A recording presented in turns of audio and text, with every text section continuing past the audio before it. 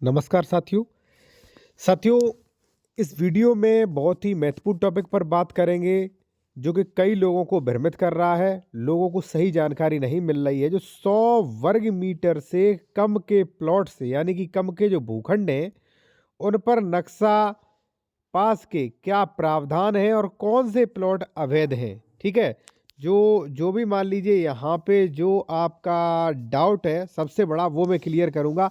कई लोग जो है प्लॉट्स खरीद रहे हैं और वो सोच रहे हैं कि अब तो 100 वर्ग मीटर से जो कम के प्लॉट है उनका नक्शा पास कराने की आवश्यकता ही नहीं है, फिर तो सब कुछ लीगल है।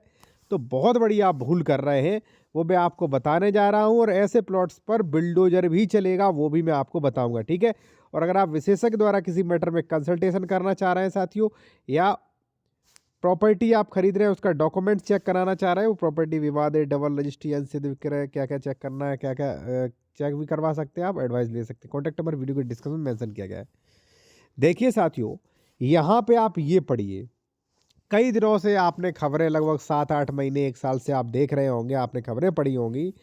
यह जानकारी सही है कि उत्तर प्रदेश में 100 वर्ग मीटर यानी कि 120 वर्ग गज तक के भूखंड पर मकान बनाने के लिए अब नक्शा पास कराने की अनिवार्यता खत्म कर दी गई है।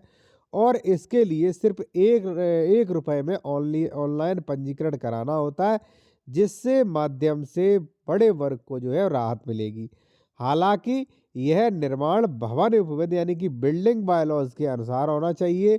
और गलत तरीके से अगर मान लीजिए अवैध कॉलोनियाँ काटी गई हैं तो उसमें 100 मीटर से छोटे भूखंड पर नक्शा पास नहीं होगा और वह अवैध माने जाएंगे, जिसे ध्वस्त किया जा सकता है। अब देखिए, मैं एक सबसे बड़ी चीज बता दूं।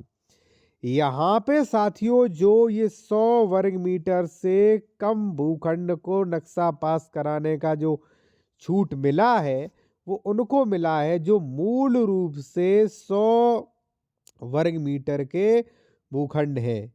जैसे मान लीजिए साथियों, कोई ऐसा भूखंड है जो 100 वर्ग मीटर का है, ठीक है, वो आपके नाम है, उस पर अगर आप ये कर रहे हो तो वो तो लीगल है।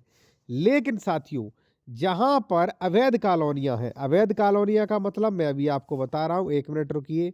जैसे मान लीजिए ये कोई भूखंड है 446, ठीक है, यहाँ पे साथियों मैंने ये भूखंड था, ठीक है, और इस पर मैंने प्लॉटिंग करके जो है और छोटे छोटे कई भूखंड में बांट दिया गया। एक ये 100 वर्ग मीटर का कर दिया मैंने, ठीक है, एक ये 90 का कर दिया, एक ये 90 का कर दिया, एक ये 90 का कर दिया, ठीक है, और यहाँ पे कर दिया कोई 80 का, कोई 40 का, कोई 100 का, ठीक है। तो यहाँ पे बेनिफिट नहीं मिलेगा, ध्यान रखना। किसके लिए है? 100 मीटर के भूखंड के लिए है, 100 मीटर से कम के भूखंड के लिए। अब आप कहोगे कि सर ये भी तो 90 का है, ये भी तो 90 का है, ये तो 40 ही का है, इस पर ये नियम लागू नहीं होगा। क्यों? क्योंकि मूल क्षेत्रफल 100 वर्ग मीटर से कम होना चाहिए। अब इसका क्या किया आपने? ये तो पूरा 446 था भाई, ठीक है, आपने इसे छोटा कर दिया गया, काट काट के आपने उसमें कई सॉर्ट भूखंड बना दिए। ये मान्य नहीं होगा, ये इलीगल है और ऐसी कॉलोनियों पर अवैध कॉलोनी मानी जाएंगी और बुलडोजर चलेगा। यानी कि मूल रूप से जो 100 वर्ग मीटर से कम का है, ठीक है, तो ये तो मूल ही रूप से तो था, ये तो था भाई मान लीजिए 5 बीघा का, आपने इसमें काट दिए 50 प्लॉट, ठीक है।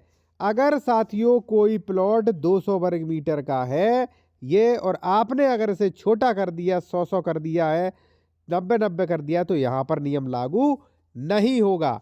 यानी कि आप चकमा न दे सरकार को। चकमा कैसा कि मान लीजिए ये 300 का था, ठीक है, अब आपने सोचा भाई इस पे तो नक्शा पास कराना होगा, ऐसा करिए ये छोटा कर दें हम, ठीक है। आपने क्या किया, ये 90 का कर दिया, 90 ये मान्य नहीं होगा, ये नियम इस पे मान्य नहीं होगा, ठीक है ना। तो जो लोगों में ये भ्रांतियां फैली हैं वो लोग ध्यान रखें साथियों। स्पष्ट कहा गया है जो मूल रूप से 100 है, ठीक है। अगर मान लीजिए देखिए अवैध कॉलोनी है, 100 वर्ग मीटर के भूखंड नक्शा पास नहीं होगा और ना ही वो भी अवैध माने जाएंगे, ठीक है। अगर उसका लेआउट पास नहीं है, रेरा रजिस्टर्ड नहीं है, उसमें आप प्लॉट खरीद रहे हैं, वो कॉलोनियाँ अवैध है जिसमें बुलडोजर चल सकता है, जिसमें डिमोलिशन की कार्रवाई हो सकती है, ध्यान रखना, ठीक है। बाकी मैं आपसे कहूँगा, अगर किसी मैटर पर कंसल्टेशन करना चाह रहे हैं तो कॉन्टैक्ट नंबर वीडियो के डिस्क्रिप्शन में मिल जाएगा। और जो भी लोग जूनियर एडवोकेट है या रजिस्ट्री के बारे में A to Z जानकारी सीखना चाहते हैं, वो कोर्ट ड्राफ्टिंग नियम ई बुक हमारा देख सकते हैं। इसका स्क्रीनशॉट ले लीजिए, ये हमारा व्हाट्सएप नंबर दिया गया। इसमें आपको कई चीज़ें मिल जाती है, जैसे दान पत्र नियम, पूरा ड्राफ्टिंग, एग्रीमेंट, किरायानामा कैसे बनता है, leave and license, sale agreement, गोदनामा, दाखिल खारिज, आपत्ति दाखिल खारिज करवाने, GPA, तितिम्मा, वसीयत, ठीक है, leave and licence, registry A to Z कैसे होती है उसके बारे में, ठीक है। यहाँ पे अपवाद, ठीक है, यहाँ पे मापन इकाइयाँ, डेसिमल, हेक्टेयर वगैरह, ठीक है। यहाँ पे ये अपवाद है कि भाई विवाह पंजीकरण में कौन कौन से डॉक्यूमेंट जरूरी, सेल डीड के लिए कौन कौन से डॉक्यूमेंट जरूरी, कोर्ट फीस कितने पे लगेगी, महिला के नाम कितने लगेगी, डबल मान लीजिए उस पर क्या है, चौधरी संबंधी अपवाद क्या है। तो आप ये कोर्स ई बुक भी ले सकते हैं, जो कि आपको PDF में ई बुक मिलेगा, और 1 घंटे का आपको वीडियो क्लास भी मिलेगा, जिससे जो है आप इसके बारे में अच्छी जानकारी सीख सकते हैं साथियों, ठीक है।